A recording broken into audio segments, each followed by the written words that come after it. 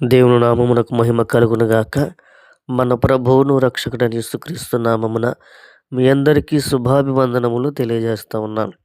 ఈరోజు మన ధ్యాన గ్రంథం నుండి కీర్తన గ్రంథము 51వ కీర్తన 11వ చరణం. నీ సన్నిధిలో నుండి నన్ను త్రోసివేయకుము. చూడండి, భక్తుడు కీర్తనకారుడైన దావీదు దేవుని దగ్గర మొర్రపెడుతూ నీ సన్నిధిలో నుండి నన్ను త్రోసివేయకుము అంటా ఉన్నాడు. ఈ మాట ఎందుకు చెప్పవలసి వచ్చింది? ఎందుకు ఈ ప్రార్థన దావీదు దేవుని దగ్గర చేస్తా ఉన్నాడు అనంటే, దావీదు దావీదు బెత్షెబతో పాపం చేసిన తర్వాత ప్రవక్త అయిన నాతాను వచ్చి హెచ్చరిక చేస్తా ఉన్నాడు. అప్పుడు కన్నీటితో దావీదు మొర్రపెడుతూ ఆయన అంటున్నాడు, నీ సన్నిధిలో నుండి నన్ను త్రోసివేయకుము అంటా ఉన్నాడు.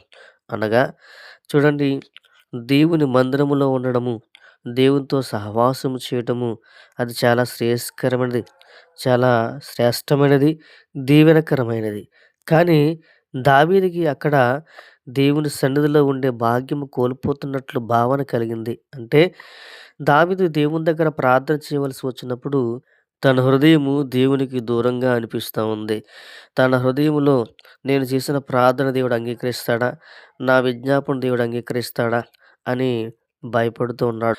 అంత మాత్రమే కాదు, నీ సన్నిధిలో నన్ను త్రోసివేయకుము అని అంటా ఉన్నాడు అంటే ఆయన చెప్తున్న మాట, నీ హృదయములో నుండి నన్ను త్రోసివేయకుము అంటా ఉన్నాడు.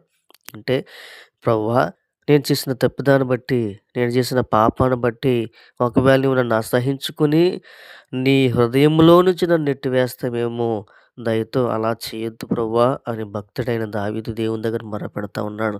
అవునండి, మనము కొన్ని సందర్భాల్లో కొన్ని జీవితాలు చూస్తూ ఉంటాం. తల్లిదండ్రులు పిల్లల్ని అసహించుకునేటప్పుడు అంటారు, నువ్వు ఇంట్లో నుంచి బయటికి వెళ్ళిపో అంటారు. అంటే వారి ఇంట్లో నుంచి బయటికి వెళ్ళిపోమని ఎందుకంటున్నారు? పిల్లలు ఏదైనా పొరపాటు చేసినప్పుడు, తప్పిదం చేసినప్పుడు, తల్లిదండ్రులకు ఇష్టం లేని పనులు చేసినప్పుడు వారు వెళ్ళిపోమంటారు. అయితే మొట్టమొదటిగా వారు ఇంటిలో నుంచి బయటికి వెళ్ళిపోమన్నారు అనంటే వారి హృదయములో ఆ బిడ్డలకు స్థానము లేదు అని. వారి హృదయములో ఆ బిడ్డల పట్ల వ్యతిరేక భావన, అయిష్టత ఏర్పడింది అని అర్థం. అలాగే దావీదు కూడా భయపడుతూ దేవుని దగ్గర ప్రార్థన చేస్తున్నాడు. ప్రభువా, నీ సన్నిధిలో నన్ను త్రోసివేయొద్దు అంటున్నాడు. అంటే నీ హృదయములో నన్ను త్రోసివేయకు ప్రభువా. నీ యొక్క ఆలోచనలో నుండి, నీ మనస్సులో నుండి నన్ను త్రోసివేయకు ప్రభువా. ఒకవేళ నీ హృదయంలో నాకు చోటు దక్కకపోతే నేను జీవించలేను అంటున్నాడు. అవునండి, దావీదు దేవుని హృదయానుసారుడు గనుకనే దావీదు భయపడుతున్నాడు. అయ్యో, నేను చేసిన పొరపాటు వల్ల, తప్పు వల్ల దేవుని హృదయంలో చోటును కోల్పోతానేమో, దేవుని హృదయంలో స్థానాన్ని కోల్పోతానేమో అని భయపడతా ఉన్నాడు. అవునండి, ఈరోజు మనం కూడా మన జీవితంలో మనం చేసిన పొరపాట్లు, మనం చేసిన తప్పిదాలు, మనం చేసిన అపరాధాలను బట్టి మనము దేవుని హృదయంలో చోటును కోల్పోతా ఉన్నాం. దేవుణ్ణి ప్రేమించలేకపోతున్నాం.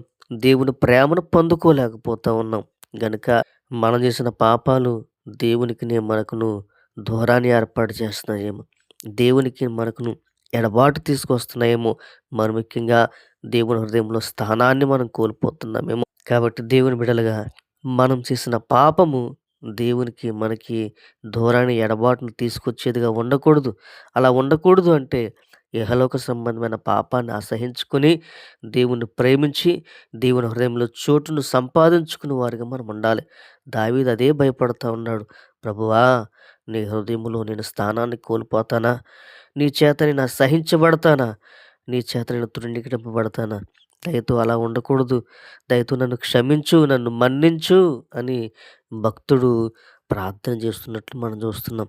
ఈనాడు మన జీవితాల్లో కూడా దేవుని హృదయంలో చోటును పొందుకోవడానికి మనం ప్రయత్నం చేయాలి. దేవుని చేత అసహింపబడేవారుగా, తృణీకరింపబడేవారుగా ఉండకుండా దేవుని ప్రేమ కొరకు తాపత్రయంతో ముందుకు సాగిపోదాం. దేవుని సన్నిధిలో మనం చేసిన ప్రార్థనలు, విజ్ఞాపనలు ఆయన ఆలకించులాగున మన జీవితాన్ని సిద్ధపరచుకుందాం. అట్టి ధన్యత, కృప దేవుడు మనకిచ్చి నడిపించి బలపరిచి సహాయం చేయనుగాక. ఆమేన్. ప్రార్థన. పరిశుద్ధుల మీకు వందనాలు. మరొకసారి మీ పాస్తానికి రావడానికి ఇచ్చిన ధన్యతను బట్టి నీకు వందనాలు. అవును ప్రభువా, మీ హృదయంలో మేము చోటు దక్కించుకొని నాయన మీ చిత్తానుసారంగా జీవించే భాగ్యం మాకు దయచేయమని, ఎందరైతే వాక్యం ఉన్నారో వారందరిని బలపరచమని యేసు నామములో నడుచున్నాను తండ్రి. ఆమేన్. ఆమేన్.